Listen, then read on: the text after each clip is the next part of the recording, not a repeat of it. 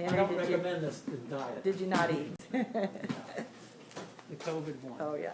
I call this meeting of the Pittsburgh City Commission to order. Will you please join me in the flag salute? Pledge allegiance to the flag of the United States of America and to the republic for which it stands, one nation, under God, indivisible, with liberty and justice for all. All right. The next portion of the meeting is public input. I'm going to open the meeting to public input. If anyone chooses to do so, come to the podium with any... You got a pastor there. Huh? You got a preacher there. Oh, I didn't. Nobody told me that. I just seen him It's standing. that one collar is a giveaway. All right. Pastor, would you please come forward? Sorry, I need new glasses. Yes, and I think we need a blessing for this new year, right? Yes, we do. May we pray. Father, we gave a thanks, a blessing for last year as we ended the city commission meeting, and we're praying that we'll have a great 2021, and that it has been a rough start. But Father, we ask your blessings. We ask your healing mercies upon us, upon our nation. We ask for you to guide us and guide all of our leaders, even if they're the city leaders, county, state, national, world leaders. We ask for your divine blessing upon them. We pray that they will make right decisions, seek your spirit blessing, and ask themselves, is this the godly thing to do? So we ask you now to bless this city of Pittsburgh and their leaders, appointed, elected, and all those who have been hired to work and to keep our city great and help us to be stronger. Help us to do what is right. So Pittsburgh can be a place of peace and harmony and loving to all people, regardless who they are, and we welcome them. Bless this meeting tonight, and may peace and harmony prevail. We ask these things in thy holy name we pray. Amen. Amen. Thank you, Father. Pastor. Anyway, getting back, I'm up to public input. Anyone that would like to come to the podium, please state your name and address, and please limit your time to 5 minutes. William Strength, 1515 Hampton, here in Pittsburgh.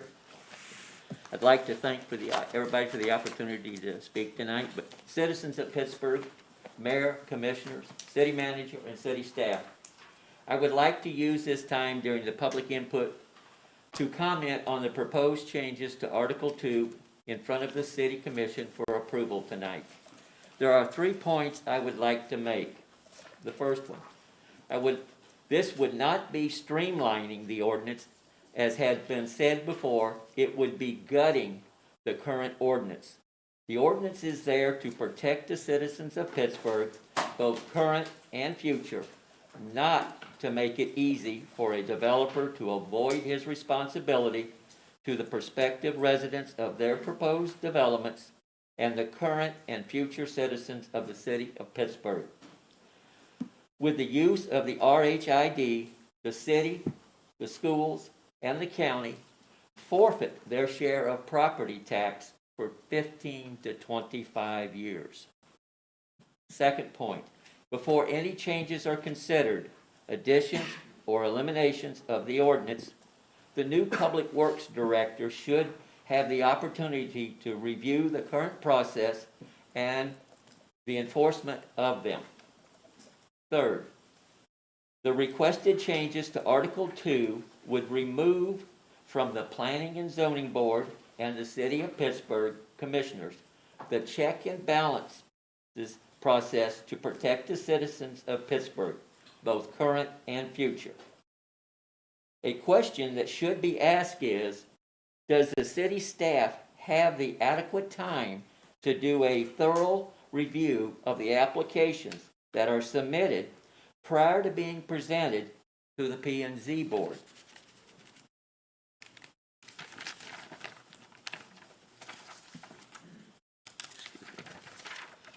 I have some examples here on which I can explain what I meant by that. The latest conditional use application before the P&Z board and the city for its new radio, for the city's new radio tower on 4th Street at Fire Station Number 1, case 20-17, the application did not meet the requirements of the city. It was not submitted 30 days prior to the public hearing. It did not contain the list, certified list of all property owners that is required in the application on the furnished and approved form. And there was a list of names in the drawings, but it wasn't of all the properties within 200 feet of the boundary of that site. Another example is a short plat application that was submitted, case 1908, to the P&Z board for approval and then to the city commissions that had the wrong mayor's name on it, on the short form plat, that went all the way through the review process and didn't see that Jeremy Johnson's name was still there in October of 2019. Another example, there are applications with no signatures or an application with signatures signed by somebody other than the applicant and with initials by it. And it looks like the initials of one of the city staff members. Then the best one, I guess, would be case 1802, which is Silverback Landing. In the May 21st meeting of 2018, on the agenda was the variance for the property, the setback. Well, the application for that variance was not even, that meeting was on the 21st of May.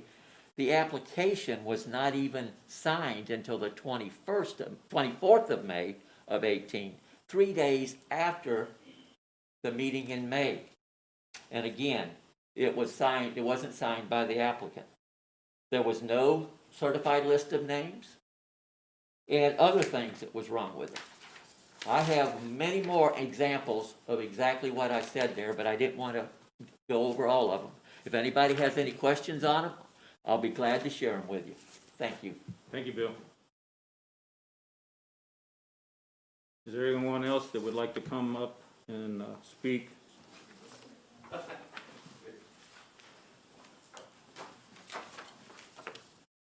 Okay, first of all, Wait a minute. Name, address. so sorry. All right, Gary Dennett, 1514 Woodland Drive, Pittsburgh. First of all, I'd like to thank you for the opportunity to speak in front of this board. The way things are happening in this country at this time, there may not be or this opportunity may not last for a whole lot longer for me or for anyone else long term. What I came to ask you, or not, excuse me, I shouldn't use the word ask, to speak to you about is a proposal of subdivision planning process, which is Bill G1317. I believe there's parts that can be streamlined. However, there's parts that need to stay the same. The biggest one to me is the waiting period between the preliminary plat and the final. Actually, it would be advantageous to have an informational hearing that is well advertised, and let me use the word well, instead of it being a afterthought. Can't put it to paper. Our paper is nothing anymore. You know, we need to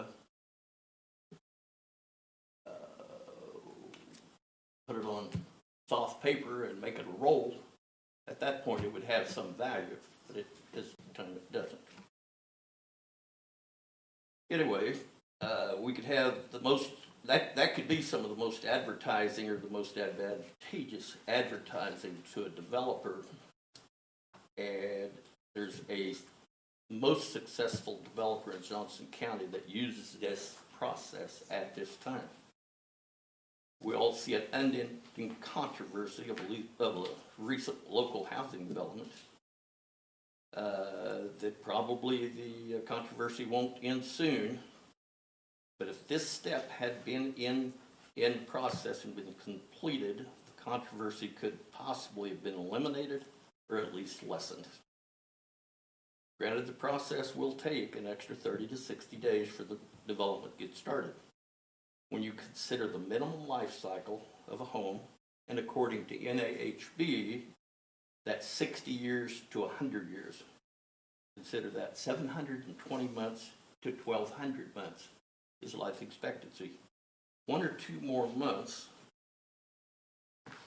to get it right, or to make sure you got it right, would not be a long time. Ford learned this in the early 60s when they put out a Pinto too quickly because of the positioning of the gas tank. It was extremely costly.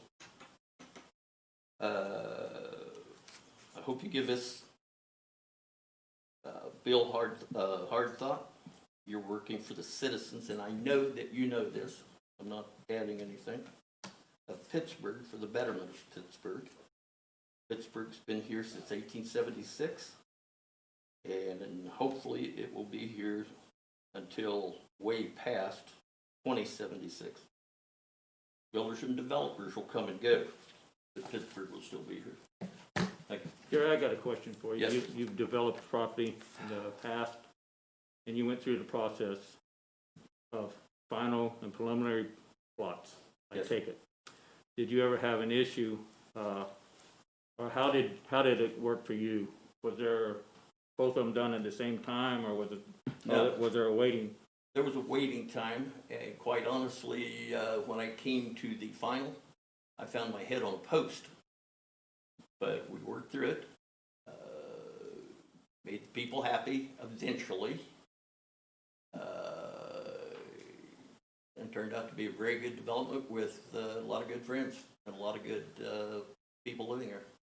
My next, not really a question, is a statement. You've applied for an RHID development. Yes, sir. So evidently you planning on doing something with the development. And so you're telling us right now that with your development, you wouldn't have an issue with the little time between the preliminary and the final plot being approved. So I don't know how you put it, get knowledge on what needs to be done. So that's what you're telling us now, even though you're going to develop your ground, you wouldn't have a problem with a little wait time between. Well, first of all, mine is already platted, and like Okay. I said, my head was on a post on this part of this time.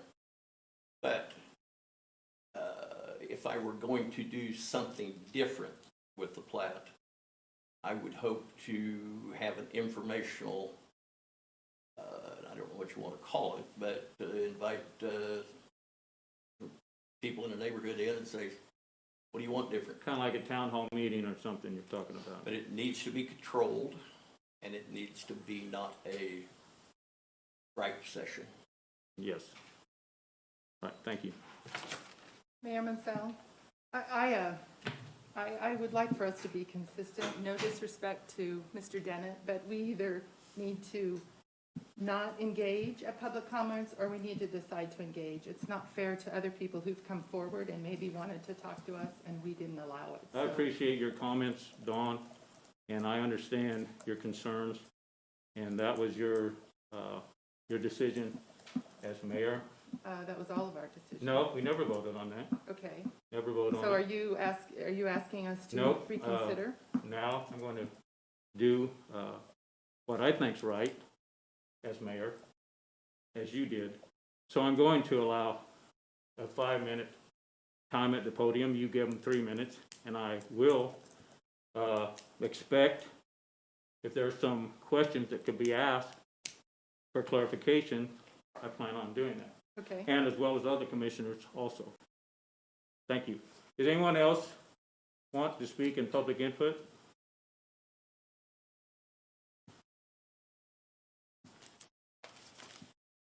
My name is Kayla Gopwell, 1908 South Taylor, Apartment A. I work with the Kansas Army National Guard as the Soldier and Family Readiness Specialist, and recent communication between the commander of the unit here in town and the recruiters. We would like to offer some help throughout the community and through the city to see if any there's any like updoings, upbringings, cleaning up, anything that we could help with that, we brought to the table. I've spoke with a few, and they mentioned, you know, cleaning of a cemetery or the parks, and all we ask in return is some recognition, so that can help us bring up our recruitment as well. And that is it. Okay, I'm one of the ones you spoke to, and I want to thank you for the offer. And Absolutely. hopefully there are some things that sounds like we could maybe use your assistance on. But thanks again. Absolutely. Thank you. Thanks.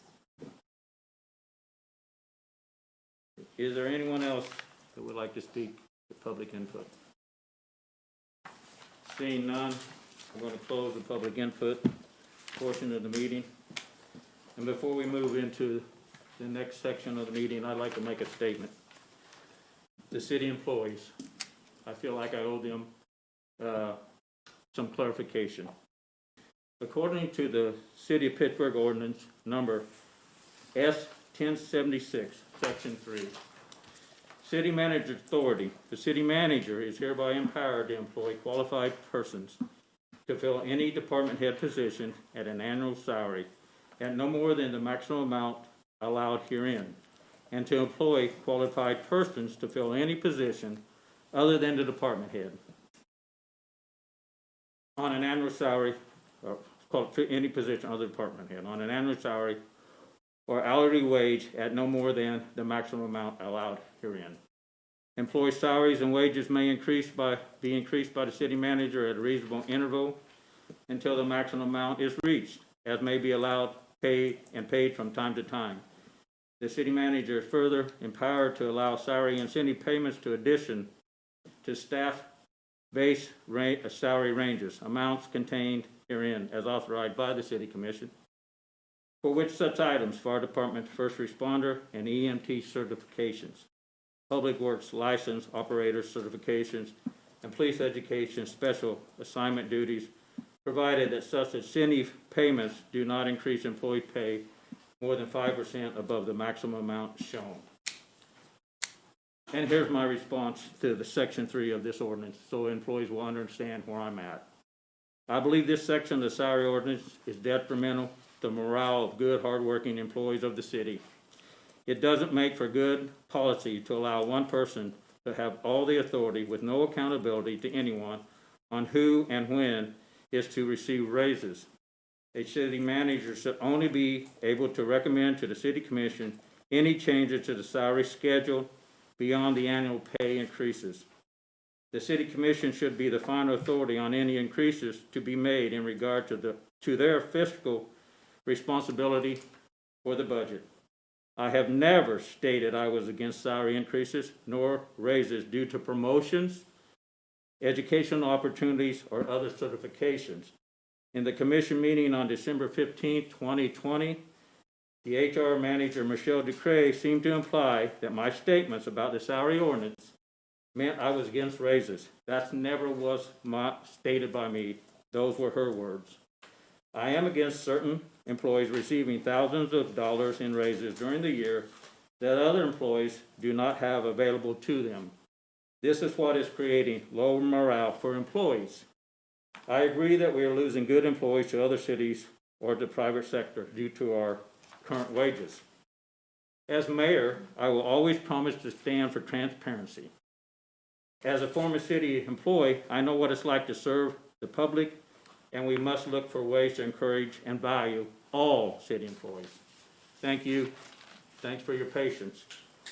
Then I'll move on to the consent agenda.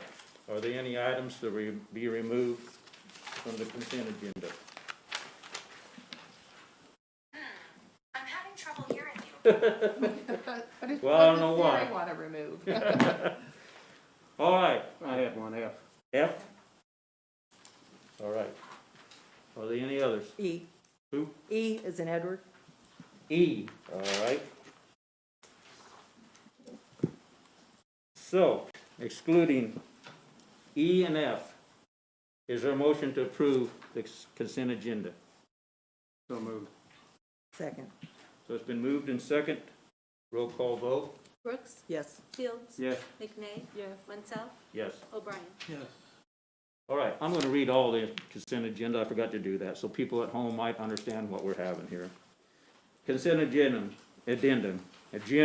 A, approval of minute, the December 15, 2020 special city commission meeting. B, approval of the reappointment of Amy Sawyer to a second term, 2-year term as an at-large member, and the appointment of Lissa Rhodes to a first 2-year term representing the downtown property owner category to the Downtown Advisory Board, effective immediately and to conclude on December 31st, 2022.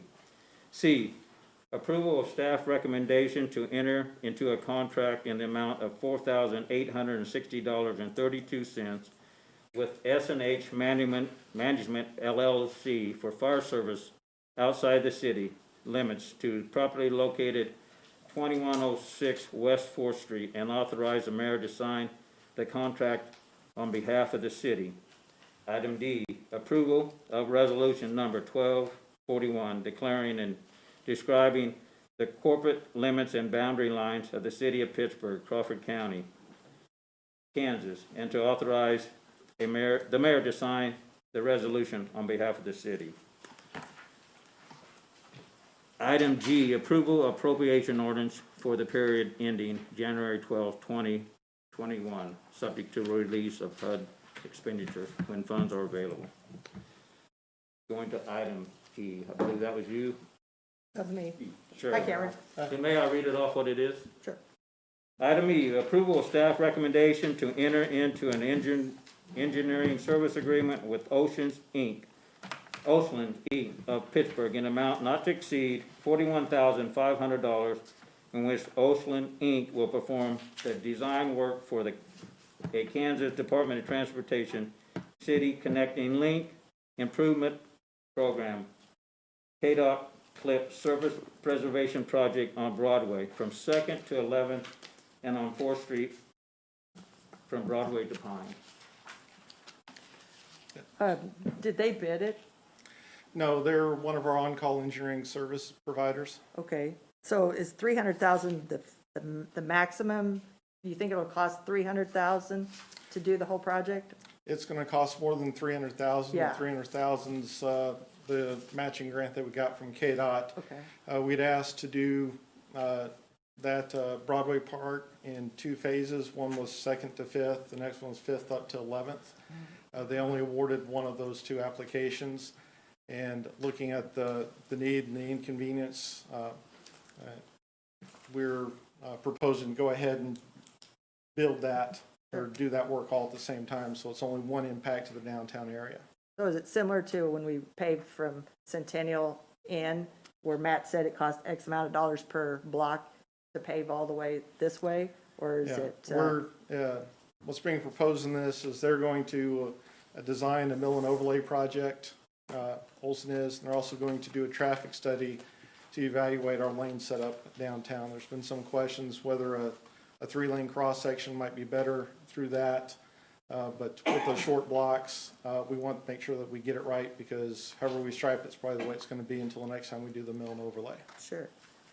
My last question here is about the labor rates. There's a gap.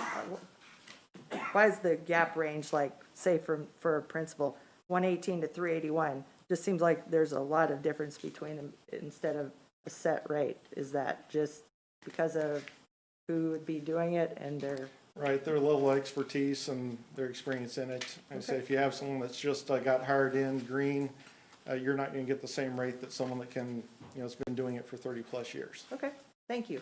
That's all I have. Is there any further questions of item E? Make a motion to approve. Seconded. All in favor say aye.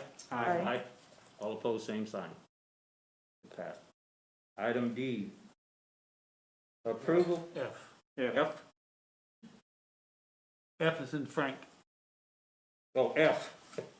Approval of farm lease between the city of Pittsburgh and Mr. Kenneth Buncarelli for lease of all the tillable and grasslands and tracts 3, 4, 5, 5A located at Atkinson Municipal Airport for a term of 10 months beginning March 1st, 2021, and ending December 31st, 2021, in the amount of $8,085, and if approved, authorize the mayor to sign the lease. Cameron, two questions, if you would, please. All right. Approximately how many acres is this? You know, I look at these tracks and it's very hard to see what it is. Looked like about 100 to me, just trying to look at it. Our rate is. Ballpark number. It's a couple hundred. Yeah. How many? It's a little over 100, divided up into 50, 60, and 70. I'd say roughly 150, because we're getting about $55 an acre Okay. on rental. Well, that rent's fine. I'm not asking the, Right. I think the rent's fine. I haven't both good and bad experience in it. My other question though is the hunting. Are they hunting with rifles in that area? Walk-in hunting? What is going on with that, where they allow the hunting to come in? Do we know? There's no hunting out there that I'm aware of. It's in the contract. Contract. Most hunting that I know in the city limits is bow and arrow. I don't know if it's rifle. It doesn't specify in the contract. It says walk-in hunting for those that lease and their guests. We haven't had any hunting out there since I've been here. Okay, that's good. Matt? I think that carries on the, I think that's part of a historic, part of the agreement for the last stretch of the runway. On the other end, we haven't had anyone apply, or we're keeping, there is a certain level of land management you have to do with the deer and the runway, but that was part of the original agreement on the land purchase on the north end of on the runway extension. Was it part of fish and game that wants to control the deer, or is it just because if it's rifle, there is a fair amount of housing? We're not rifle, it's all arrow. All bow and But we arrow? haven't, we're not, it's not open to the public, it's not Okay. public. So that where it says the walk-in guest is not in there, okay. It was part of the sale of the property on the north end extension of that Okay. runway when we bought that property to the north. Okay, thank you very much. No further questions from me. Is there a motion to approve? I'd move. Second. So it's been moved and seconded. All in favor say aye. Aye. All opposed, same sign. Considering the following, Downtown Advisory Board, consider the appointment of two individuals to first two-year terms as members of the Downtown Advisory Board, with one member representing the retail or hospitality industry, and one member being at-large, effective immediately, and to conclude on December 31st, 2022.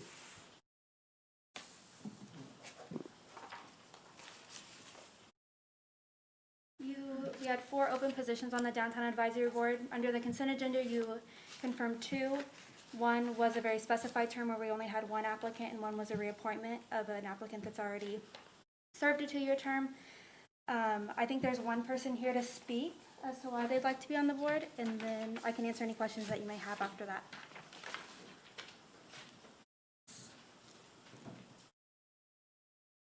Hi, I'm Sarah Collier. I applied for the hospitality/retail position, or I guess at large as well. I'm Pittsburgh born and raised, been here my whole life, and I've been working downtown and managing a downtown business since October of 2019, and love it and really enjoy what downtown brings to the city, and would like to be able to be on the board and think I could bring good ideas and get some more excitement towards that. That's it. Thanks. Thank you, Sarah. Thanks, Sarah.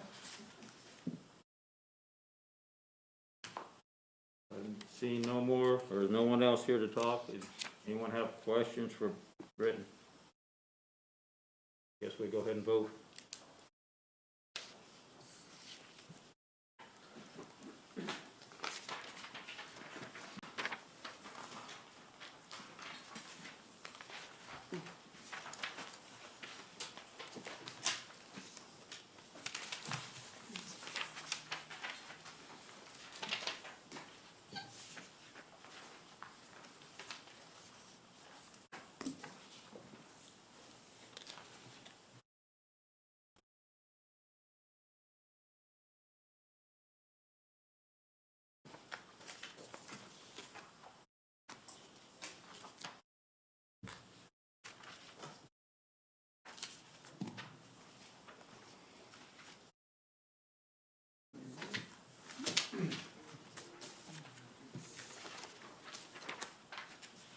Okay. Sarah Collier and Tara Grassi were the two top vote getters, so we entertain a motion to appoint them to the Downtown Advisory Board. So moved. Second? It's been moved in second. All in favor of appointing Sarah Collier and Tara Grassi to Downtown Advisory Board, say aye. Aye. All opposed, same sign. Congratulations, Sarah Collier and Tara Grassi.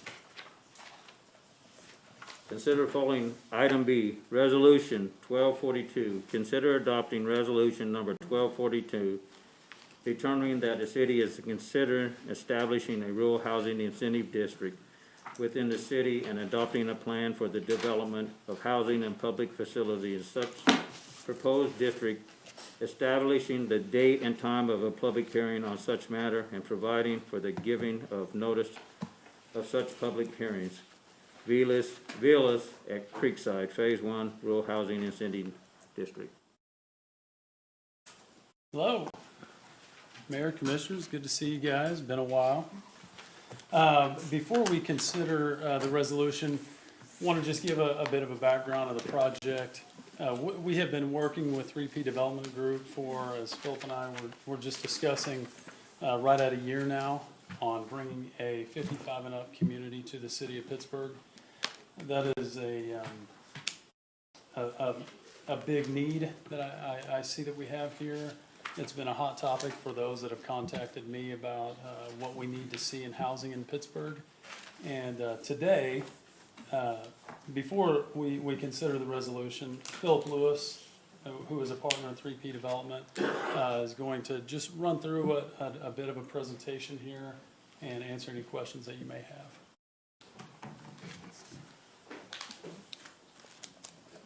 Give me some technical assistance. Get through the slides. What was your name again?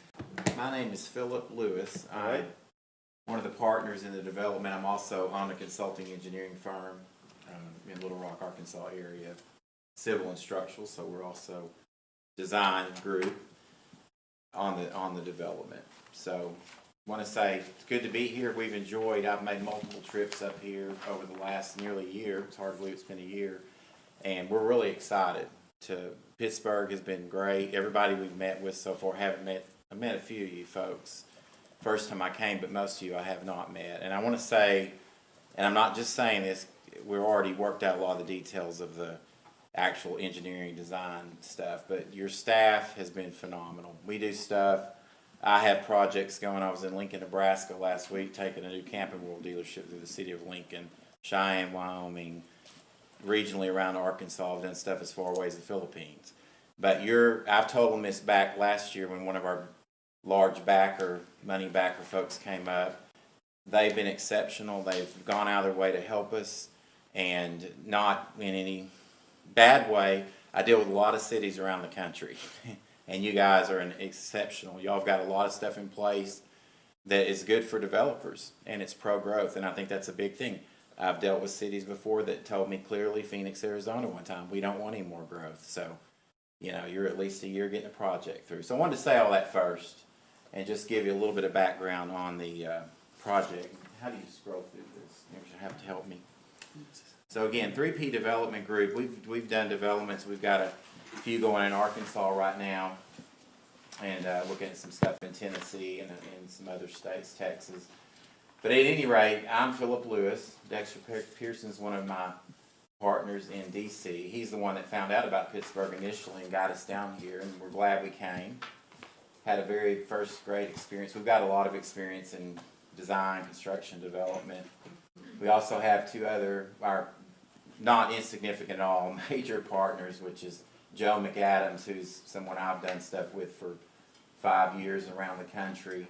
They're from Arkansas, and also Ron Skripczyk, local here. He's the one that we met with that had the property, that had the vision for this 55-plus development. Be adjacent, obviously, you all know that they're here to where he lives, so it's personal to him.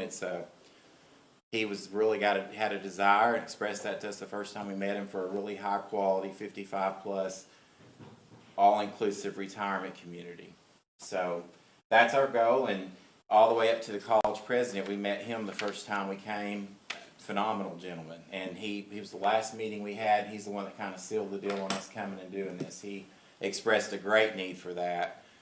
It rolled out the red carpet of the university being partners with us on the project, not in the sense of financial, but they were going to support us. They were going to reach out to their alumni base. He said there was a lot of folks that desired to come back y'all have a unique thing here with the gorillas. I told the story. When I was a freshman at UCA in Conway, Arkansas, trying to play basketball, a guy was in there with a Pittsburgh, University of Pittsburgh, or Pittsburgh University, Pittsburgh State, whatever, tank top on. I was like, you're from Pennsylvania? He said, no, man, Kansas. And I was like, there's not a Pittsburgh in Kansas. But anyway, then he told me about the gorillas, and now I've seen it in person. So at any rate, it's a multi-phase project.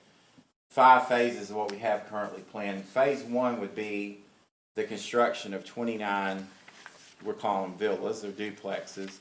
And like I said, it's going to be fully maintained. We'll be doing the maintenance on the lawn care and what have you, and upkeep. So basically, it's getting more popular around the country. A huge thing you guys have here as well, which we've seen this in other parts of the country that we're looking at these in.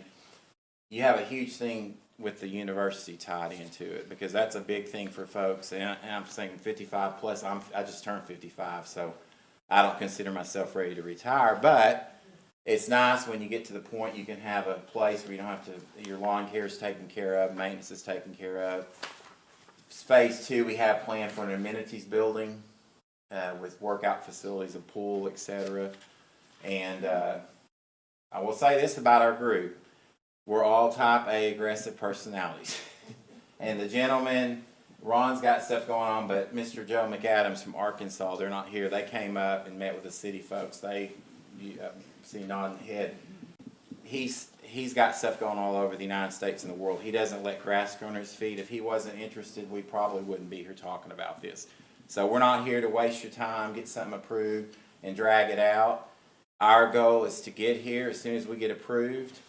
Whatever y'all see fit on the time frame, we'll follow that accordingly, is to get breaking ground as soon as possible.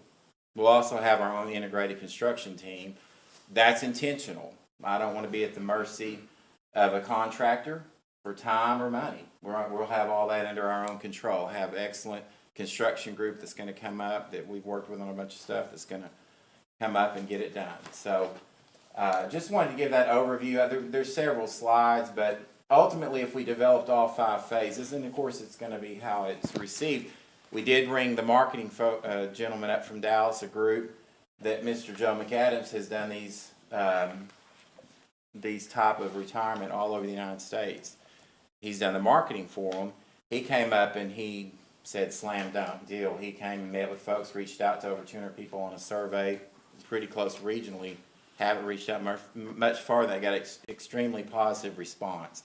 And that was a big deal because they weren't going to waste their time, and Ron was very clear he was not going to waste his time if we didn't get positive response, which makes sense from a money standpoint. Nobody wants to burn money for nothing. So we were very excited for that, and like I said, we've gotten tremendous response and a need, and so go ahead, yeah. Okay. Yeah, so the goal is to find folks, and it's becoming more common. Stopped in Centerton, Arkansas, adjacent to Bentonville on the way up. We're fixing to do a project there. I'm designing it. I'm not one of the partners. And I had done a big project there several years ago in the city. The planning, same lady that's the planning director is still there, thankfully, and was visiting with her and telling her I was coming up here. She actually graduated from Pittsburgh State. She thought that was really cool. She said, hey, can you guys come here and do one? We need it here. And, they're right adjacent to Bentonville, so they're not hurting for folks wanting to come there. So she's like, we need a developer to come do this. So it's a popular thing. And the idea is to have high quality. We're not going to come in here and build low quality because price point is going to dictate quality. And we want to make sure that we provide something that's an asset and an enhancement of your community. And we all know Ron's a very accomplished gentleman with a very beautiful estate there. He obviously doesn't want anything adjacent to his or on his property that's going to bring it down. So it's going to be done with good taste. So that's a preliminary layout of all the first 5 phases. And we're gonna phase one, it's kinda hard to delineate on that small of a scale, but at any rate, it's gonna be I always get my directions, that's just terrible. To the north, to the right. I always wanna say north is up, but it's to the right on this.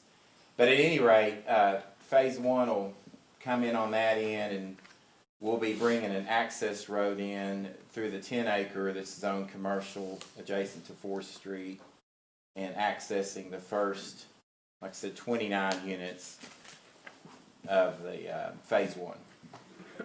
And this is some architect. We've got 2 different architects back in Central Arkansas that have done some renderings just to give an idea of the concept we're looking at. Quality and features. Portion of phase one will have both front-loading garages, and we'll also have some of them that will have rear-loading garages. We were going to try to emphasize the rear loading on most of it, but not everybody necessarily wants that. Some people would want that.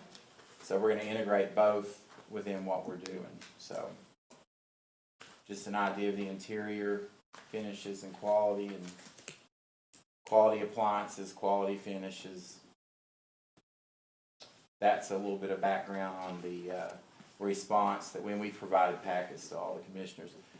The response to the survey that we've got, and it doesn't have it on there, but there was, I think we had a little over, or close to 200 responses. And like I said, to get our marketing guy excited is not easy to do. He was very excited, and consequently our major partners are excited, so as well as myself. Our goal is to be breaking ground in March. That might be a little positive thinking. Obviously, if we can get all our ducks in a row, we would. It may push a month or so past that, but as soon as possible, we're anxious to get up here and get started on phase one. And the 8 months time frame is phase one only? Yes, ma'am. Just building the 29, which basically is they're duplex units, but it's essentially they're not huge, so it would be like building a little bit larger than maybe normal starter homes. But I noticed on the slide previous to this that showed the interior, there are stairs going. Yes, sir. These are two-story? They'll be integrated, some of each, yes, sir. And it's kind of hard with this. We're doing a smaller lot footprint, and for many reasons. But we've done a lot of research. We've done these in other locations as well, and a lot of folks don't mind having a third bedroom or something upstairs in case they have family that's younger that comes. It's not going to worry about the stairs, but you have your full functional downstairs for folks that may not want to. I mean, my parents are 80. They still live in a 2-story house I grew up in. They still go upstairs. Hey. But I'm sure they would enjoy not climbing the stairs all the time. But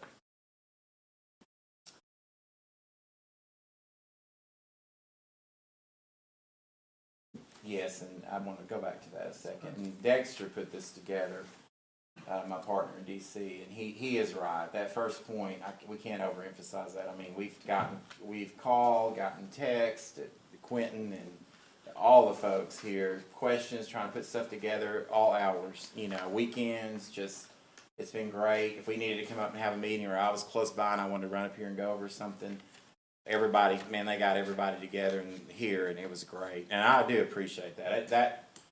I love Little Rock, Arkansas, but let me tell you something. It's one of the hardest cities to get something through. Go across the river north Little Rock, they welcome you with open arms. But anyway, we just did a huge subdivision in West Little Rock, and it was it was interesting. Let's just put it that way. But we got it through on consent agenda, so hey, we're thankful for that. So, what's the price range on these? We're looking around $1,800 a month. It's going to be leased. We're not selling. We're leasing. Right. We're going to maintain them and lease them. And so, like I said, the thing about that's going to be all inclusive. And phase one, that's the range that we're starting in. So, of course, it costs money to do it, so we have to recoup. And if we're not profitable, we wouldn't be doing it. So, but our look is to be part of the community. We're excited, and was like I said, we came actually. I don't think I said this part. We've got student housing projects that we've done in small to medium-sized colleges. That's what we came initially to look at. And the first meeting we had, Quentin set up all the meetings, was with Ron. and he showed us the vision of what he had. And he said, "Hey, I don't know if you guys are interested, but I have this vision. Rebuilt my company, resold it, so I'm kind of past the point of I want to see it happen, but I don't want to take it and do it all." Last meeting was with Dr. Scott at the college, and he clearly told us that we were saturated with student housing. So he said we really don't need any, but what we really need is a 55-plus community. So that was great to hear. So. You had a slide, and I'm trying to find it here, the percentage of people that would be interested. Yes, sir. In this. Was that all over? Where was this survey done? No, it was that was pretty much done in the local area. In the city of Pittsburgh? Yes, sir, region, just real close. We haven't reached out yet to beyond that, but this is just a start. The gentleman that did our marketing, like I said, he's done these all over the country, came up and... Bill, Ron's got a side. Come on, Ron. I'm gonna step aside. I get to go, and That's right. I get excited. I'm sorry. Ron Skripczyk, 911 Tanglewood Lane. I just want to answer the question on the survey. That survey went out to about 3,000 people across the country. A lot of them alumni from the university. So we got 75 responses back that they were highly interested or definitely would be interested in signing a lease for that dollar amount of rent that Philip talked about earlier. Of those 75, 62 gave their names, addresses, and phone numbers for us to contact them. And there are people from Northwest Arkansas, St. Louis, Hayes, Kansas, Denver, Colorado, Kansas City, Joplin, Missouri. So there's a significant number of people, not just from local, but from around the whole Midwest, that was interested in coming back to Pittsburgh, Kansas. Well, that's the reason I asked that question, because I thought I read something or heard it recently that Pittsburgh is an area where people want to come retire. So that's why I wondered about your survey, if it was done all over the United States, or it sounds like it went out quite a distance. Primarily, I think Chicago was the furthest away. But I was really optimistic, and I'm optimistic about Pittsburgh and this whole corridor that we live in here, quite honestly. And there's a lot of good things going on, and there's we got to keep the momentum going, and that's part of the reason I'm excited, as well as Dexter is from Washington D.C. and Philip from Little Rock and Joe McAdams. So it's nice and pleasant to see people from different parts of the country come here and get as excited about our community as we are. Sure. All right. All right. Any further questions? Thank you. Any other questions? No, I apologize for not being up to speed on the survey. I handle that's certain all right. things. That would kind of be the engineering. So, and I catch the other highlights as I go along. All right. So, yeah. I think that's pretty much it. Thank you very much.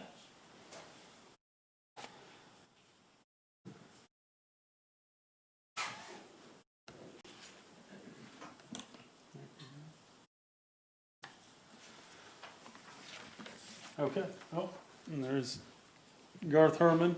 He is legal counsel for the Rural Housing Incentive District. So now we're here to adopt the resolution. Garth, would you like to speak on that? Yeah, that'd be good. Thank you, Quentin.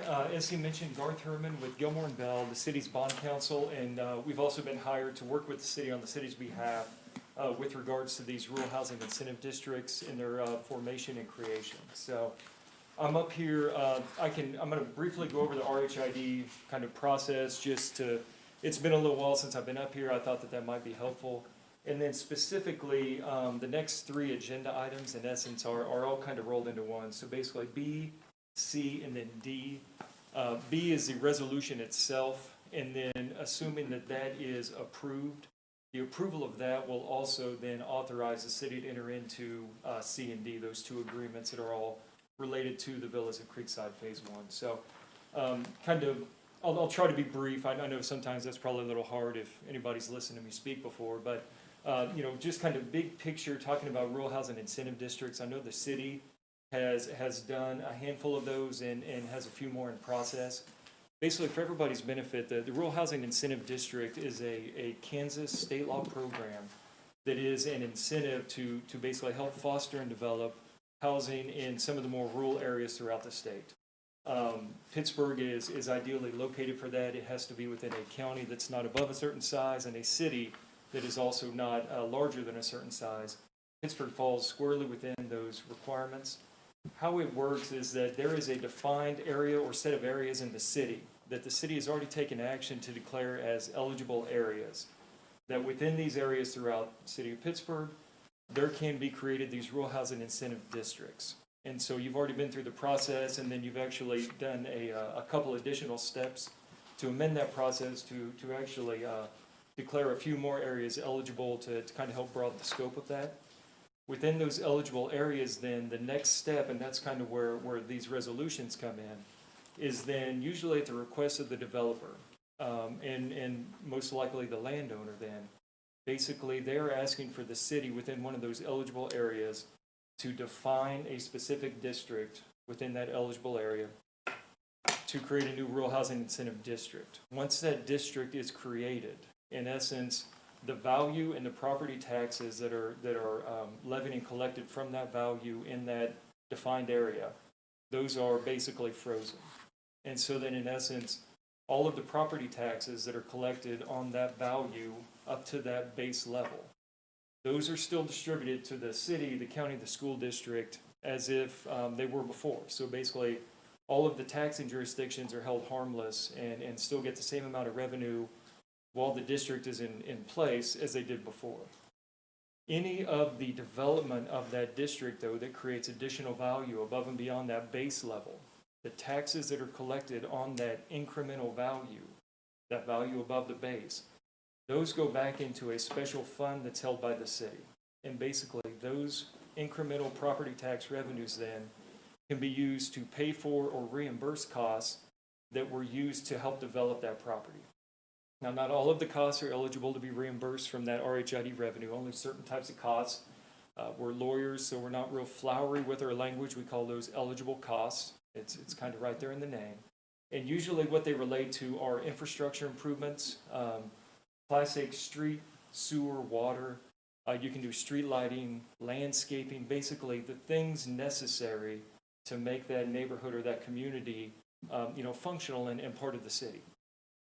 Things that are not eligible costs, so then those cannot be reimbursed from the RHID, are in essence the vertical construction, the actual building of the houses and that sort of activity.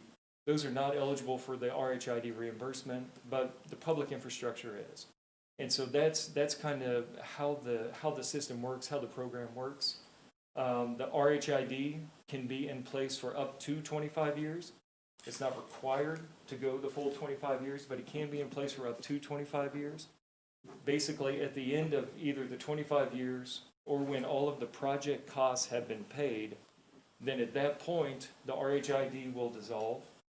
And then the property taxes on both the base and what was the incremental value, those start flowing to all of those taxing jurisdictions again. They no longer just come back to the city to be held in that fund, because that fund is paid for all of its purposes. So then once again, all of the taxing jurisdictions then basically get to reap the benefit of that increased development. It's kind of big picture. That's kind of how it works, specifically with regards to this phase one for Villas of Creekside that we're working on right now. Garth, can I Yes. ask one quick question? Yeah. Do we have the authority to limit, like, in the beginning it was 15 years and now I guess up to 25. Do we have the authority to determine what that payback time frame is, or is that statute? The statute sets the max, but the city can always agree to a smaller time frame. Yeah. Okay. One of the documents that's kind of included in this packet and that the resolution authorizes is what's called a development agreement. And in essence, that's not anything that's required by state statute, but that is something that we always recommend as a good idea for cities to enter into when they have these sorts of development transactions that they're getting into. The purpose of that development agreement is to, in essence, set out on paper from the very beginning what the role of the city is going to be, what the role of the developer is going to be, what is the actual agreement or agreements that everybody is getting together for on this development? You know, what is going to be built? What's the estimated timeline? What are the estimated project costs? What does everybody understand the eligible cost to be? And really, that's where it basically sets out the deal from the very beginning, so that down the road, if there's any questions, you have that agreement that you can go back to. And that would be a document where if there is a conversation about, you know, maybe limiting or putting some sort of a parameter on that, that would be something that could be taken care of in a development agreement, you know, if the city wished to do that. Okay, thank you. Yep. Garth, you talked about the taxes on the vertical Yep. part of this building. These are not, what's that term you use? Redeemable costs? Eligible costs, Eligible yeah. costs. Yeah. But taxes are collected on that. And that's fine, yeah. So basically, the taxes are collected on the increased value of the property. And part of the increased value of that property are the buildings that Philip and Dexter and Joe and Ron are going to build on there. So that helps to increase the value. There are taxes levied on that value, a lot of which is going to come from those buildings. So as those revenues are available because of that vertical construction, that increases basically the amount of money then that can be used to reimburse costs. However, the costs that money then reimburse, those cannot go back to reimburse the cost of actually building the villas. Yeah. Good question. And so the resolution itself, in this before you, is kind of the first step for this specific project. Under state law, basically, the city has to hold a public hearing before it can create this specific RHID. And so that's what this resolution does. In essence, it says, the city's been approached about creating this new rural housing incentive district. What it needs to do is have a public hearing on the creation of that before it can actually establish that district. And so by resolution, what this does is it basically sets out the legal description of the Phase 1 district that's going to be anticipated to be created. It includes a map to generally show where in town this district is going to be located at. It also has a description of the housing facilities that are going to be built. Basically, Phil did a much better job of explaining that than our short form that we have in the resolution. But it wants to give basically the public at large an idea as to what's going to be built out there, as well as then the public improvements that are going to be built, which would be some of those eligible costs that could be reimbursed. It's going to set the date for the public hearing. Public hearing has to be between 30 and 70 days after the date of this meeting. So we've anticipated a public hearing date of February the 23rd. On that date, the city will hold a public hearing. At the conclusion of that public hearing, then you can at that time approve an ordinance that would actually establish the specific rural housing incentive district. So the earliest that the district would be created would be February the 23rd.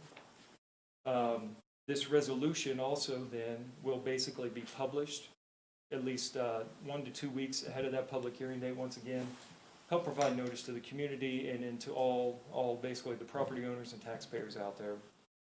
A copy of the resolution will also be sent to the Board of Education, 3SD 250. It'll go to the Crawford County Board of County Commissioners, and it'll go to the City Planning Commission, once again, to basically provide notice of the activities that the city is taking at this time. Do you have to meet with the Board of Education and the County Commission on this resolution? No. So basically, this resolution gets sent to them to provide notice. At that public hearing on February the 23rd, hold the public hearing, City Commission will pass an ordinance establishing the district. At that time, from that public hearing and ordinance date, then there's a 30-day period. It's called the nullification period under the state statute. And in essence, it's during that 30-day period that the Board of County Commissioners or the school board can take affirmative action during that 30-day period to basically pass a resolution by a majority of their members that would basically find an adverse effect, that creation of this district would have an adverse effect on them. and then that can nullify the district. It's only during that 30-day period after the public hearing, so basically from, February 23rd to March 25th. But there's no formal meetings that are required to occur between the city and the Board of Education or the city and the county. There are these formal notices, so at least everybody's in the loop as to what's going on, but no formal meetings are required, no. And then basically the other two things that the resolution does, as I mentioned before, and these relate to the other two agenda items, that they authorize the city to enter into that development agreement between the city and the three companies that are operating as developers on this transaction. And it also authorizes the city to enter into a funding agreement with those same three developers.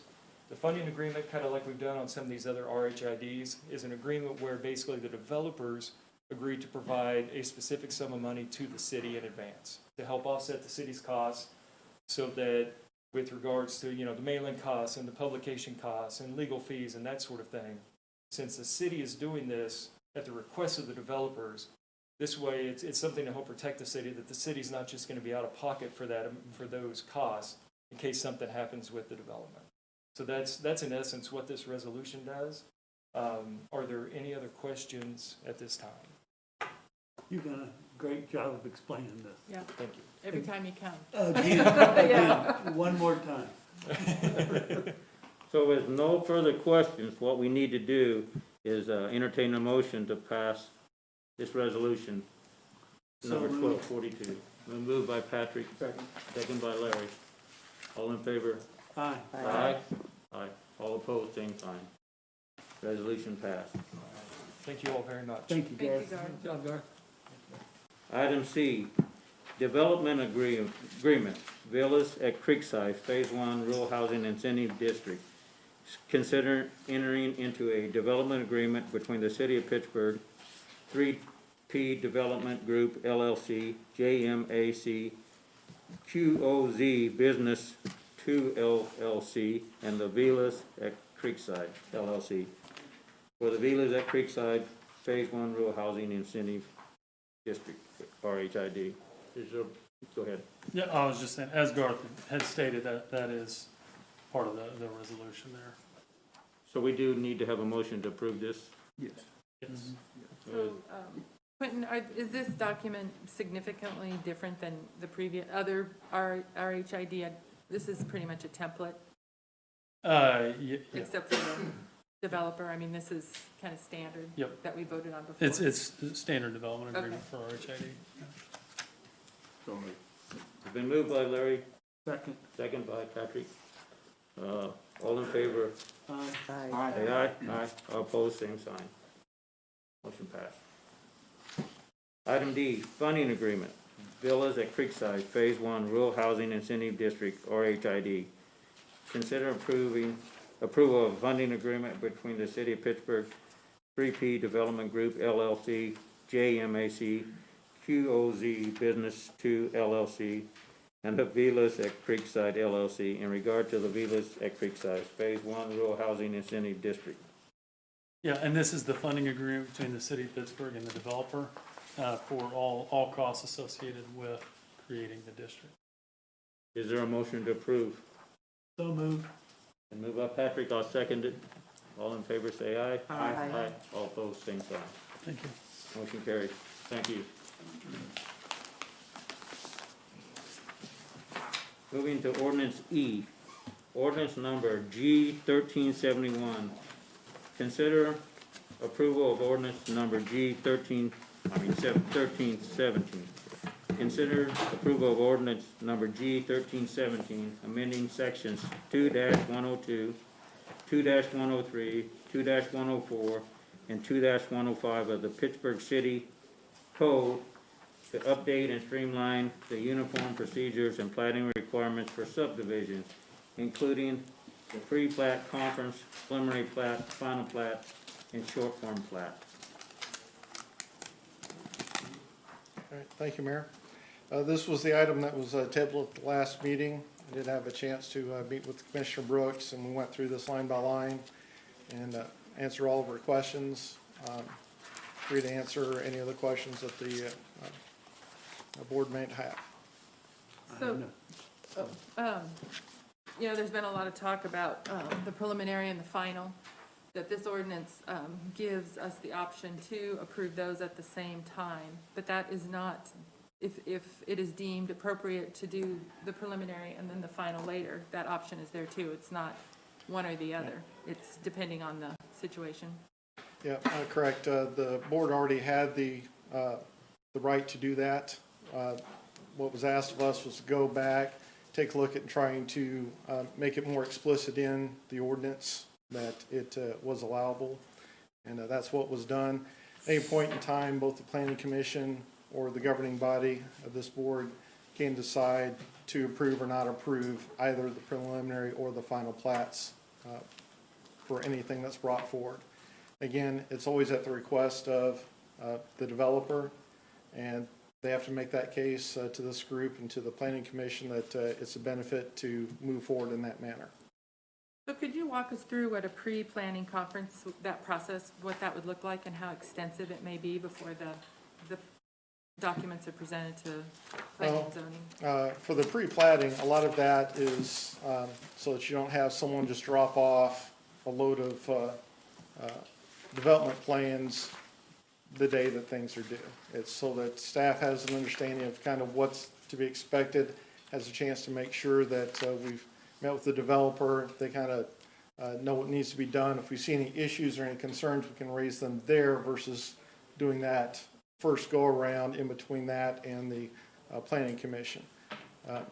Again, part of that depends on just what all is involved with the project. Sometimes, you know, we've had those come through where it's just going to be short. It's basically re-subdividing an area that's already been improved. It's already got streets, sewers, and that.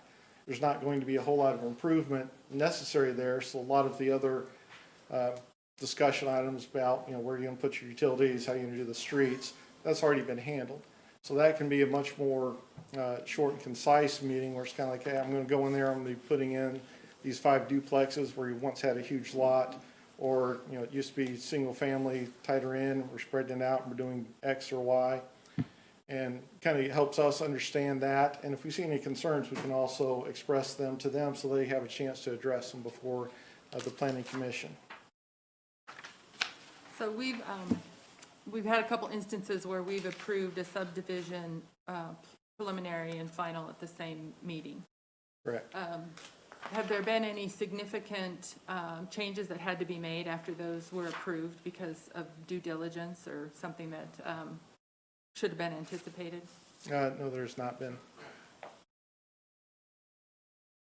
If you go back to the subdivision rules and regulations about completion of the preliminary and the final, that's my only question, because we reviewed everything here, and aside from the paper, digital, and updating it with the times, I feel like taking this out is going to give away a lot of the power of the planning and zoning and the city commission. And I'm also wondering whether, and sorry to see you're going to be leaving, I would almost wonder if we should wait until a new person is hired to go over this and see, they're going to be the ones that he or she is going to be the one enforcing this. And I just feel like we're giving up a lot of power by taking a lot of this stuff out, especially when you get to the part about, the final plat. And there's just a lot that we're taking out of it. And can I ask for clarification as to what power this well, I group meant, of the Planning as far Commission as is actually like, giving up? I know we talked about the development clause, but like on, I wish I knew what page this was here. It's under the items pertaining to the final plat. There's just so much being taken out here. And these items, even though they're still required for staff to review, but they're not requirements of approving the final, but they are in the regulations here. And I just, I'm not comfortable with taking so much out of it other than the fact of bringing it back to where we go digital, bringing it up to speed in that way. And I did appreciate you and Dexter meeting with me, and we discussed this, but I'm not ready to approve the read out completely at this time. So I make a motion to table it until the new person comes on board. Regarding tabling it. Or putting it aside until at that time. I understand. Yeah. Whoever follows Cameron, we hope he's or the person is as talented and as informed as Cameron is. And the fact that we adjust this now does not mean that in the future they can't adjust it again. I don't see the advantage of not moving forward. I mean, we've already tabled it once. You evidently got your clarifications. I think it's time to go ahead with it, and when our new person comes on board, they'll go through it just like they'll probably go through everything else, and have their own ideas, and then we can deal with that at that time. I just have a question, and I know it sounds like any developer that might develop property in Pittsburgh, it's a lengthy process. It sounds like we just heard earlier about the process, how long it took, and how they dealt with meetings with different people. We heard from a developer tonight also saying that he feels like there should be some time between the preliminary and the final plot being approved. Doesn't think they need to be approved at the same time. A little time for knowledge in between sounds like is what he was requesting. My thoughts is, I don't understand. I understand it's a lengthy process, but the last two developments that we had, about the first time anybody approached me was neighbors close to these developments with some concerns that the preliminary and final plot were going to be approved by planning and zoning that night, and the follow-up to the commission approved the preliminary and a final plot. The question is, why does the developer need to have both of them approved quickly, it sounds like? I mean, after it sounds like months in the development stages, and at the end, it gets down to we're out of time, we need to have both of these approved tonight. And like I said, we've had two different developments happen. We had two different groups of neighbors with very legitimate concerns for the neighborhood. And it sounds like if we would have had a little time between the preliminary and the final to get the information to the neighbors or to ourselves, it'd have been better off. And that's my thoughts. I know we can do this, we can approve, or we choose not to approve. My thoughts, the rest of it could be streamlined. I would like to see some time between a preliminary and a final plot happen before we move and approve them both at the same time. So my question is, why is it that the developers all of a sudden are out of time and need us to approve both of them at the same time? The developer themselves would have to define that and explain that to you as part of their project. Again, this is something that they're bringing to you as a request. And so it's not something that staff knows. We don't put together a business model. They have their own business plan. They have their own timing. It could be a case of grants being available, credits being available at certain times. Being able to do them, be able to allow it at the same time, allows the city some flexibility in its operations and how it conducts business. It For can example, also happen that there's a weather-related issue, like if it's being developed and they want to be able to start work in the spring, and they're close to that. Cameron, They was, may need it. I'd Was just like con- a point of order. There's a motion on the floor, so we either need to second it and move on, or Could you state your motion again, Cheryl?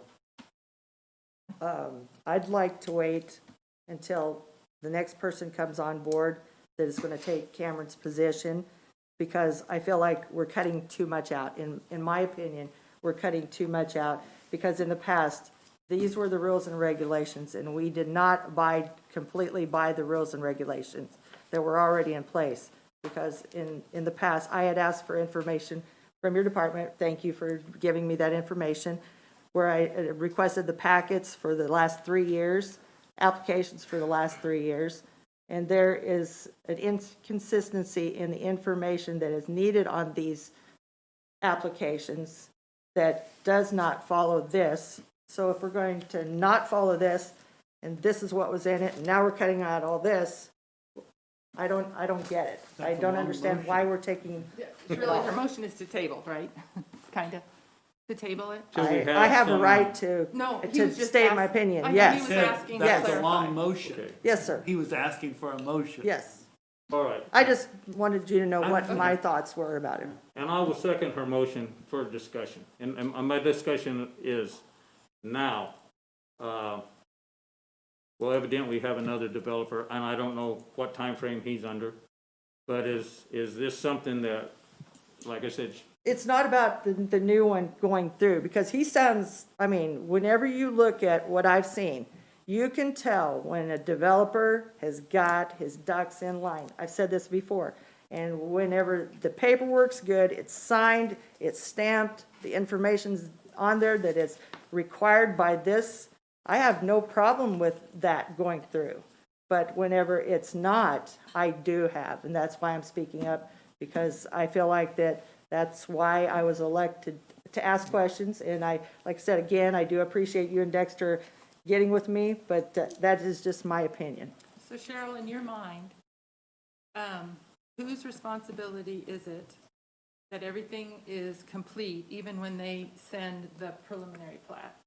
It's ours, because we're the final approval. So really, That's that what we're elected to do. Right. So really, it's the pre-conference, it's all the pre-work that our city needs to make sure is done, so that there are not any questions, even if we do the preliminary and the final.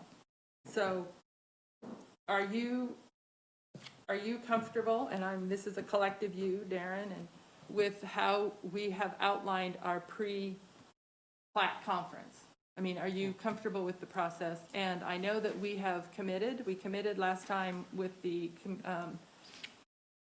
neighbors off of Deer Creek to be more transparent, and even if we're not required because of zoning changes, we committed to engaging neighbors early in the process. So there was today was step one in a RID for a new development. And there was a plan submitted. In that development, there was a picture of this project, which way it's going to lay out, and the number of lots. Was there not? correct. So back up to Silverback, which did an RHID. This time period that we just went through today for three-piece development happened sometime in the past for Silverback. Was there a plan when that RID was established? Similar to what? So I think the concept that there's a preliminary plat and a final plat, and that they happen at the exact same time, they were definitely approved by the governing body at the same time. I think that's everybody's point, is how do we make sure, whatever the development is, that the people in the town have a chance to review it ahead of time. And I think what we just showed today was there's 5 weeks between, with this existing process, the way Cameron is recommending editing it, there's still this huge amount of time if people just get to the point where they get active and they watch the agendas and they go to planning commissions, that for them to actually review this before it magically comes up before the city commission. And back to the second part of the question, the reason it gets collapsed is only to appease the developer. The developer, regardless of whether it's Gary Dennett or Ron Skripsik and his group now, or Mickey Venna, has a lot of balls in the air. They've got an engineer. They're designing the project. They're taking public input to the extent that it's formal or not. Hopefully they are taking public input. They're in front of the planning commission. They're trying to get financing through banks. They're trying to get through the city's internal processes. And so when things collapse together, we want to be very aware that we're not just collapsing it and shutting out the public process. But there's not a development going on in Pittsburgh right now, I don't think, that involves residential housing that doesn't involve the RHID. And the RHID, by definition, the first step is to submit that plat that is up there for review during this 5-week period before there's a hearing. So is that, am I missing a piece of that? And then I want to say one more thing about you working here. Cameron has met with Cheryl, thankfully. I mean, Cheryl's made a ton of time for Cameron and vice versa. I think the idea of taking all of the meetings and discussions that have gone on up till right now and tabling it all and waiting for us to hire somebody new to come in to have to repeat the whole thing doesn't reflect a responsible use of staff's time or your time. I know you may want to do that, but I like the idea that you've already got to this point with Cameron. If there happens to be a vote today and it goes forward, as soon as we hire somebody, I can't promise we're going to hire anybody quick because I'm at the mercy of the applicants and their ability to come here and work.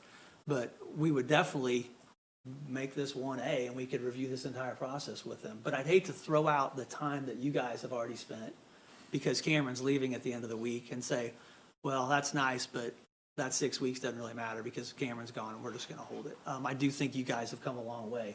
And I think there's, but can you answer that question about, am I missing a part of a public review of this plan? No, especially with the RID, it gets a lot more public output out there. I know with Silverback also, there was the roadway that was headed back there that also had a larger lead time. So folks that were interested in paying attention knew that there was going to be residential development back in that area. And those that don't want to be informed, there's nothing you can do outside of going door to door and slapping people, which I do not recommend. We're getting slapped. Yeah. But we've came a long way since Silverback. Right. Yeah. Oh, wow, long way. And I just want to make a point too, is that even if you stretch out, this to be years long, does not necessarily mean that you follow all the rules and regs that you have held there. If you look at some of the subdivisions that have been done, we've gone and eliminated interconnectivity, which is a requirement in our rules and regs. We've allowed spite strips that block future development to connect to existing development as well, and that went through the extended process as well. So just because you add time does not mean that you get everything per that book. That's the ultimate decision of this group. And again, what's being proposed does not change. Someone can go through and get a preliminary and final at the same time right now. Okay, so tabling this does not change that. To change that, you'd have to go back and direct us to rework that to eliminate that possibility. Okay, Cameron, I'd like to clarify one thing, and that is these items that you just highlighted about the interconnectivity, the blocking of access, they did not happen on this watch. No, they happened in the previous administration. Right. And I don't have dates for you. I'm not going to give them to you either. I'm not going to call anything out, but I do know that it has happened in the past. And I guess my thing is just, how do you get out of planning and zoning to come to us if you're following these rules and regulations, when there's applications and preliminary and final plats that are incomplete? I just don't understand that. I think part of that is with staff working with them. Again, we deal with it every day. We've been communicating with them since the pre-plat, and we are human. Yeah, I understand that. But in Patrick's words one time, I's dotted, T's crossed, drawings stamped, fees paid, signatures, that type of thing. So, We That's have a just a motion. cautionary statement to staff. Yes. I mean, that doesn't necessarily. I understand. Yeah. But there's a process. Right. And best effort, yeah, we hear you for sure. Yeah. I mean, that's- Best effort's a good point.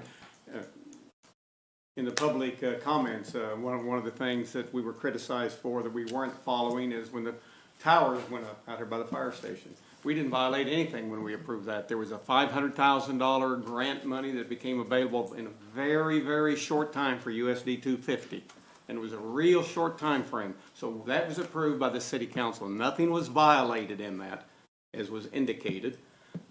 City council has a right to do these And things. we even talked about it at the time of our. Yeah, vote. Yes, there we was, did. we were And- one day off the mark, Yeah. but we all agreed on it. Everyone agreed on it, and that's going to happen again. So everything, none of us are But in perfect. certain instances too, we can have special meetings to stay in the guidelines of, And we can of have the too many rule. guidelines. We can have too much of this red tape that ties things up. Business needs to move forward. Time is also a bit of money. We want to make sure that whatever business is and the guidelines that we follow is going to be the best for the city as well, what's best for the business. Well, I don't see us falling all over ourselves losing business, and I don't see our, businesses beating the door down to come in. Things are going very well for considering all the things going on in the country and the COVID and everything else. But our rules and regulations are not being violated as it's indicated oftentimes. Planning and zoning does a good job. We have professional people there. Dennett's been building houses here for years. I'm sure he hasn't done everything exactly right. None of us do. So we're all human. We all make mistakes. But we need to move forward with this. We've tabled it, in my opinion. We've tabled it once. I hate to see Cameron leave. I think you've done an excellent job here. I worked with you when I wasn't a member of council, and I didn't like everything I had to do with the old 120-year-old building that I purchased and spent too much money on sometimes. According to my wife, I spent too much money. But, and you've been excellent to work with. Things are not going to be perfect. We're going to make mistakes. I'll make mistakes, and so will all of the rest of us. I think we have too much paperwork. If we can streamline this, it should, in my opinion, it should be streamlined. I'd like to call the question. We have a motion on the table to table it, so I'd like for us to vote so we can move on. Do you still hold your motion, Cheryl?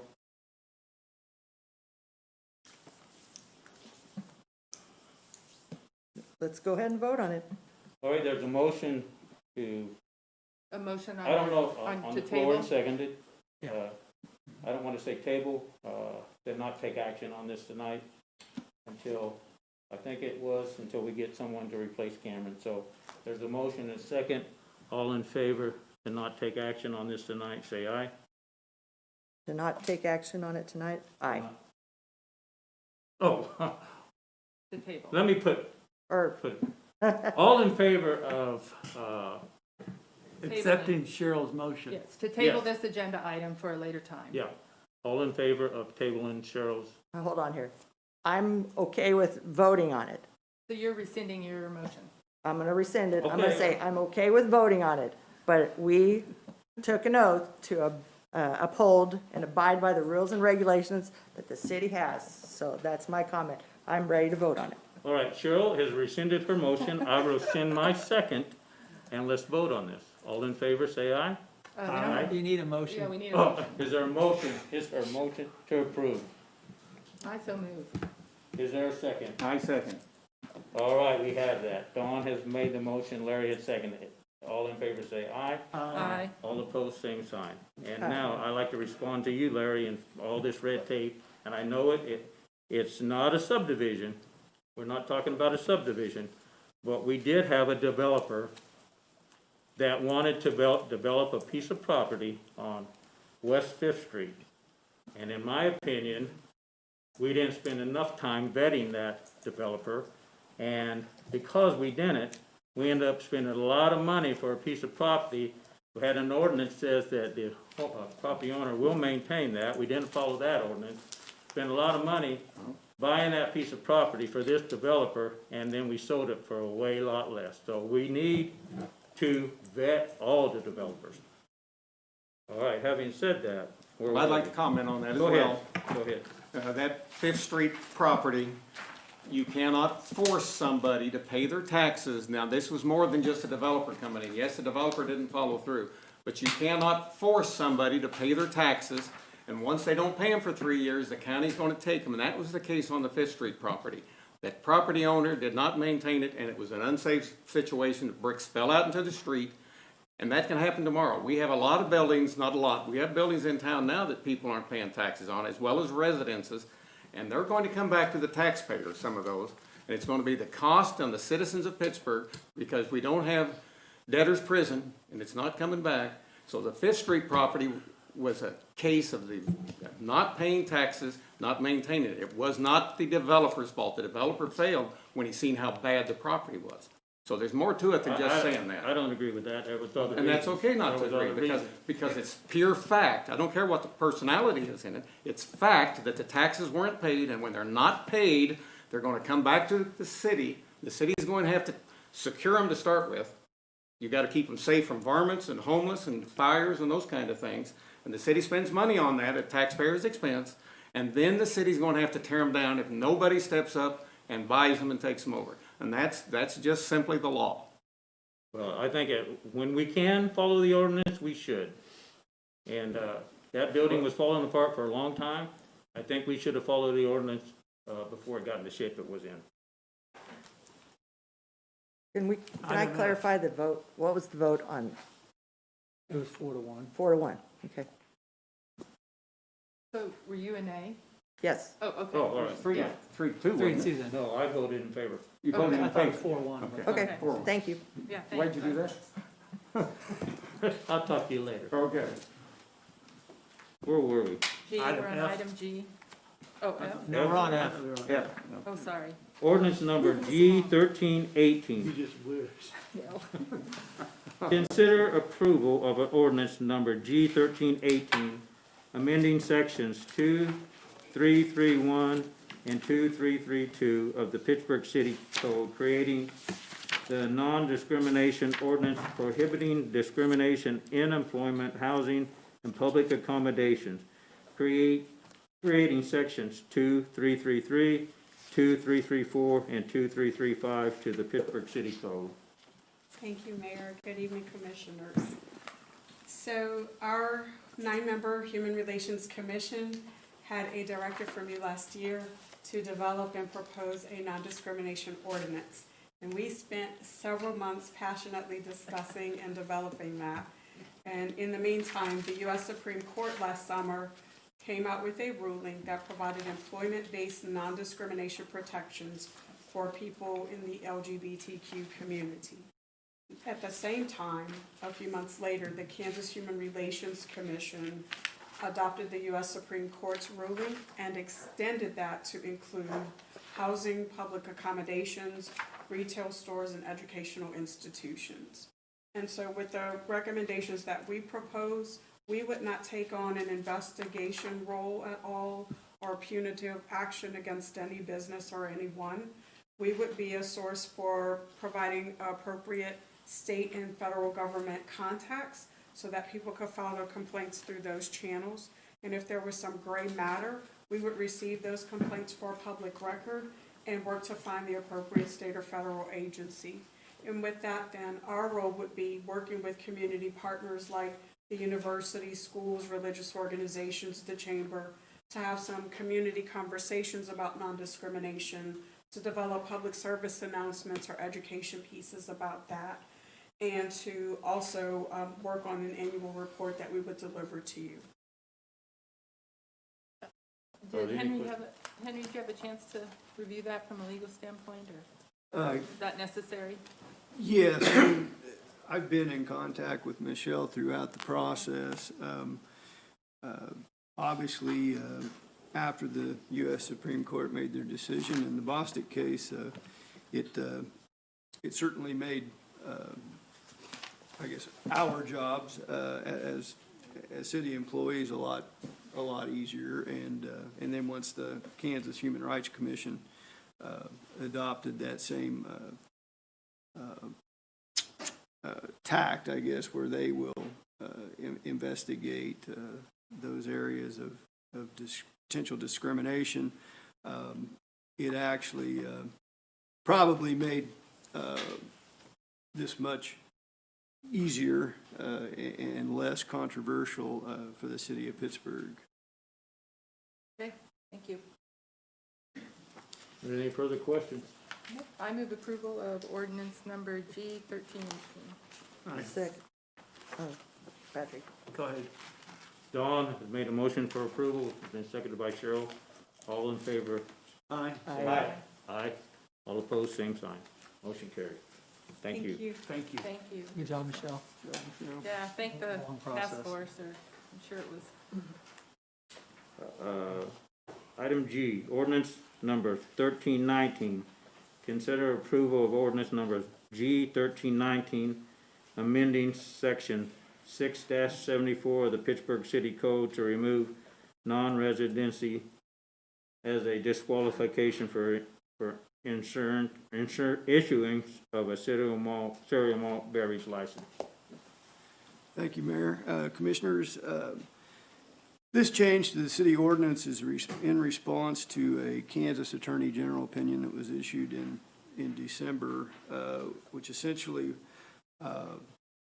said that residency requirements for these type of licenses are unconstitutional based on a recent U.S. Supreme Court case. And so our first, in our previous section 6-74, our first criteria was residency in the state of Kansas for a year and 6 months in our county before we would issue the license. And so based on the U.S. Supreme Court case and then our Attorney General opinion, we're recommending that residency requirement be removed from the city ordinance.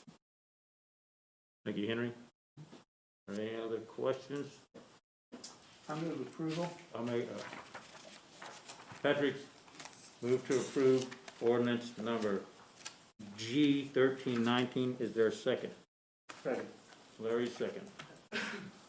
All in favor of approval, say aye. Aye. All opposed, same sign. Motion carries. Non-agenda reports and requests. Darren, do you have anything? Yeah, absolutely, we do. Today is Cameron Alden's last commission meeting as a member of the City of Pittsburgh executive team. We hired him 5 years ago, give or take, even though he was a Texas A&M Aggie, and I knew what that meant. We hired him anyway. He filled a spot that was held by Bill Beasley, who we all knew, worked here for many decades. And I think maybe the most impressive thing about Cameron off the get-go was that he made time to meet with Bill, and Bill made time to meet with him. And they spent some time sharing ideas and stories about what Cameron was going to face. So I want to say thanks to Bill, and I wanted to give Jay a chance to maybe give a few summary comments about what Cameron's achieved in his short 5 years here. Thank you, Darren. And I just wanted to make a few comments about what it was like to work with Cameron. You know, I'm used to working with engineers, been working with them for a long time, and it is, you know, when he first got here, we had some just, you know, not particularly well organized arrangements we had with engineers. It was confusing for me a little bit, and bringing Cameron in, he was able to really make it much more stable, much more structured. Was able to coordinate engineering resources in a very positive way. We were able to organize agreements with 5. Is it 6 or 5? 4 now? Four. We have 4 engineering firms that we work with on a regular basis now, and we get a high quality of engineering services coordinated through Cameron. And I can't tell you how important it is as a public official to be very confident in your engineering services that you're getting. It just makes everything go much smoother. You have to be able to count on your engineers to come through. And if you can see behind the scenes, his quiet professionalism has really brought a stability to that aspect of what we're doing, and allowed us to really take advantage of a lot of the progress that we've made over the last 5 or 6 years. So it's been a joy to work with him, and we're definitely going to miss him. Thank you. Cameron, I'm going to put you on the spot. You want to say anything on your way out the door? Bye, y'all. I just want to say that I truly enjoyed my time here in Pittsburgh. when we came to visit, my wife was truly impressed on just how friendly folks are here. It's a very nice town. I say I'm not leaving because of that at all. Just have an opportunity I cannot pass up. And want to thank the faith that Darren showed in me and the rest of the staff. You've got a great group of folks working behind the scenes. Please do continue to support them. And I know that we don't necessarily all agree as to how we need to get there, but one of the things that if you're looking across the nation, towns this size, they're either growing or they're dying. They're not staying the same. So my word to this group would be, I just hope that you continue to look forward, look at ways that this community can grow and improve itself. And like I say, I came here because this town was looking at doing that. It passed us, the state had declined to continue funding through the motor fuel tax and whatnot to the municipalities, rather than just, go and hide in the shed and cry. This community went out and raised a street sales tax. It saw what good benefit it's getting from that, saw that there was still a continued need, and decided to increase that again once it had an opportunity, when the other taxes came off, to reutilize some of those funds. You don't find that everywhere, So I definitely commend this community for being able to stand on its own, take care of itself, and look forward. And I say I'll definitely miss that of this community. And again, thank you. I enjoyed working for you, every one of you, and also your predecessors. And I say I'll miss all of you. Thank you, Cameron. Thank you for your service.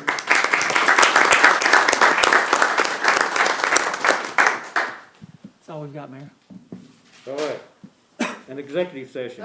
I have a couple things. Oh, go ahead. Yeah, just a couple quick updates. I wanted to extend our congratulations to the women of distinction, which included Joy Van Gordon and Sarah Runyon from the city, and Mrs. Suki Fields also. That's a great honor. They are now calendar ladies, calendar women. And also, I know that COVID vaccine is probably a topic that people are interested in, so I thought I'd give you a little update. We're in phase 1 of the Kansas plan, which is vaccinating those healthcare workers and first responders that are in direct continuous contact with potential COVID patients. So we have Community Health and Crawford County have gone through their first allotment. I believe we are getting our second allotment now to finish doing that first group. And then phase 2, which we're looking in February, would be moving on to individuals 65 and over, child care, teachers. There's a whole second group. But I just wanted to let you know that Community Health and the Health Department and the hospital are all working together to maximize our resources so that we can get as many vaccines out as we have. And we, and both of our organizations and our first allotment did not waste a single vaccine. So. Don, I have a question. You talk about the second allotment being available in February. How does one get on that list if I happen to be 65 or older? I can put you on the list, yes. I'm on a good list, not the bad list. Well, we'll talk. No. Okay. Yes, I will. Okay. We are starting a list because people are interested, and I believe there's a list at the health department too. But we will work together and pharmacies can also apply to give vaccines. So there'll be more than just a couple, I assume, of us giving vaccines when we get to that phase 2 and phase 3. So I have a question also, Don. That first phase, who determines the number of vaccines we get? Because before you answer that, I listened to the county meeting, and the second phase, it sounds like, I could be wrong, but the second phase will include 10,000 hospital residents of Crawford County. And so how do you get they base that first allotment on a percentage of the population. So, like for example, I think we got 200 doses. I'm not sure how much the county got. So it's through the state. But what I heard this afternoon, I think if you've been paying attention, incoming President Biden has a different approach in terms of releasing vaccines. So it'll probably all change after next Tuesday in terms of how the vaccines are distributed and across the nation. So we could have a number and request that number but we might not get it, or we could get it, or we don't know. Right, it's, you know, we report every night what we gave, so they're looking at what you gave and, you know, your populations and, yeah. And they did ask, I'm sorry, they did ask earlier this week or the end of last week, how many doses we thought we needed in order to finish first responders and healthcare. Right. So they're in communication, the state's in communication with us and the health department. Good deal. So everyone who gets the first shot, they're guaranteed the second?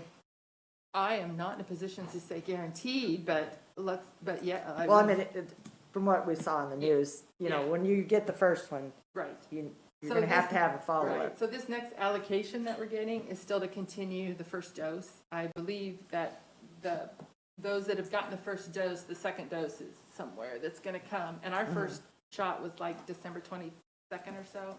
So starting in January 22nd, because we started with our employees, we'll start getting the second shot. So, anyway, thought people might be interested in that. Thank you. Thanks. That's it. I have. Or is there anything else? All right, executive session. An executive session is necessary to discuss personal matters of non-elected personnel pursuant to KSA 75-4319B1 to discuss the 2020 evaluation and 2021 employment terms and conditions for the city manager. Motion to recess an executive session for 30 minutes to discuss the 2020 evaluation and 2021 employment terms and conditions for the city manager pursuant to the non-elected personnel exemption under KSA 75-43119B1 with a meeting to resume in the commission room in 30 minutes. Is there a motion to recess into executive session? Yeah, so moved. Is there a second? All right. There's a motion and a second to recess for a 30-minute executive session. All in favor, say aye. Aye. All opposed, same sign.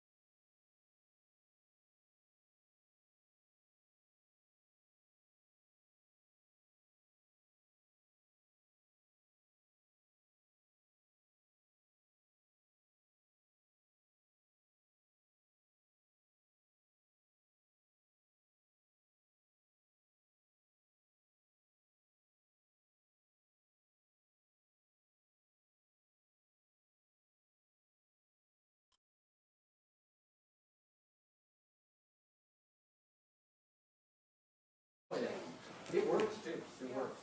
And then he gave me a spot. It's cold in here. Tell the guys next time. Oh, that's pretty good. All right. Well,